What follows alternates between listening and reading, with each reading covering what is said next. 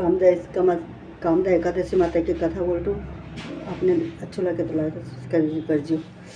चैत्र मास के अमावस्या को हमारे भारतीय संवत की अंतिम तिथि होती है और इसकी अगली प्रतिपदा को प्रारंभ हो जाता है हमारा नया संवत और भगवती दुर्गा के नवरात्रों के बाद आने वाली चैत्र मास की शुक्ल पक्ष की एकादशी को कामदा अर्थात सभी कामनाओं की पूर्ति करने वाली कहा गया है। इस दिन भगवान वासुदेव अर्थात वसुदेव के पुत्र श्री कृष्ण का पूजन किया जाता है और गरीबों को दान देने का विशेष महत्व है।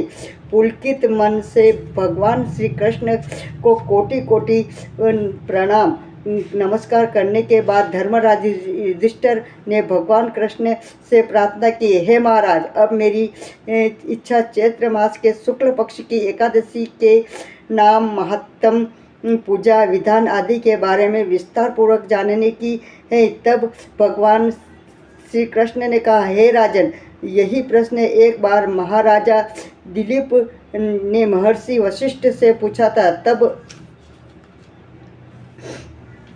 तब वशिष्ठ जी ने जो कथा महाराज दिलीप को सुनाई थी वही मैं आपको सुनाता हूँ। बहुत समय पहले की बात है।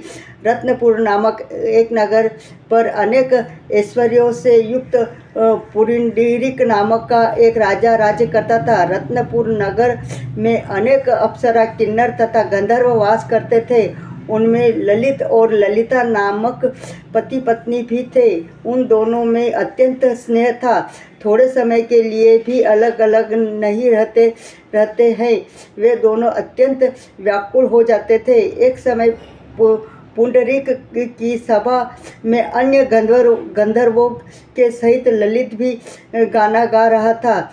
गाते गाते उसको अपनी प्रियतम ललिता का ध्यान आ गया। इससे ध्यान भंग हो गया और गायन का स्वरूप बिगड़ गया। ललित के मन का भाव जानकर करकोट नामक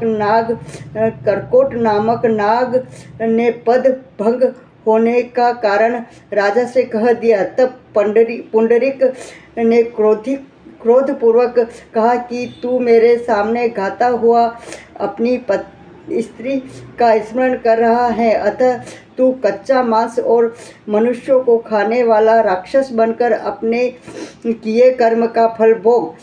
पुंडरीक के श्राप से ललित उसी समय विकराल राक्षस हो गया। उसका मुख अत्यंत भयंकर, नेत्र सूर्य और चंद्रमा की तरह प्रदीप्त तथा मुख से अग्नि निकलने लगी। सिर के बाल पर्वत पर खड़े वृक्षों के समान तथा भुजाएं अत्यंत लंबी हो गई।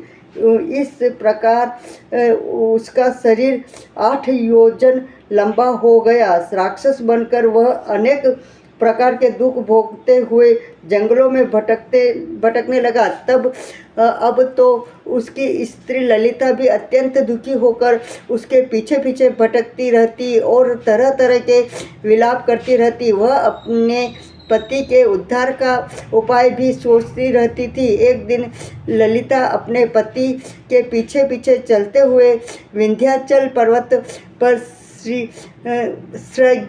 श्रृंगी के आश्रम तक पहुंच गई। श्रृंगी ऋषि ने ललिता को देखकर पूछा, हे देवी, तुम कौन हो और यहाँ किसके लिए आई हो? ललिता बोली, मुनिवर, मेरा नाम ललिता है। मेरा पति राजा पुंडरीक के श्राप से भयानक और विशालायक राक्षस बन गया है। इसका मुझको बहुत दुख है। मेरे पति के उद्धार का कोई उपाय बताइए। ऋषि बोले, हे गंधर्व कन्या, अब चैत्र मास के शुक्ल पक्ष की एकादशी आने वाली है, जिसका नाम कामदा एकादशी है। उसका व्रत करने से मनुष्य के सब कार्य सिद्ध होते हैं। यदि तू कामदा एकादशी का व्रत करके उसके पुण्य को अपने पति को तो राजा श्राप भी अवश्य में शांत हो जाएगा और तेरा पति शीघ्र ही राक्षस योनि से मुक्त हो मुक्ति को प्राप्त करेगा, राक्षस योनि की मुक्ति से प्राप्त होगा।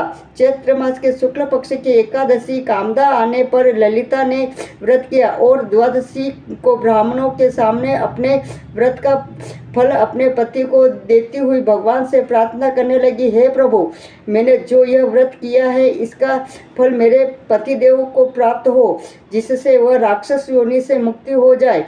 एकादशी का फल देते ही उसका पति राक्षस योनि से मुक्त होकर अपने पुराने स्वरूप को प्राप्त हुआ और अनेक सुंदर वस्त्राभूषणों से युक्त होकर ललिता के साथ विहार करने लगा। उसके पश्चात वे दोनों एक दिव्य विमान में बैठकर स्वर्गलोक को चले गए। वशिष्ठ मुनि ने आगे कहा, हे राजन, इस व्रत को विधिपूर्वक करने से समस्त पापों का नाश हो जाता है तथा राक्षस आदि की योनि भी छूट जाती हैं। संसार में इसके बराबर कोई और दूसरा व्रत नहीं है। इसकी कथा पढ़ने या सुनने मात्र से ही वाजपेयी यज्ञ का फल प्राप्त होता है। बोलो कामदा एकादशी महारानी माता की जय।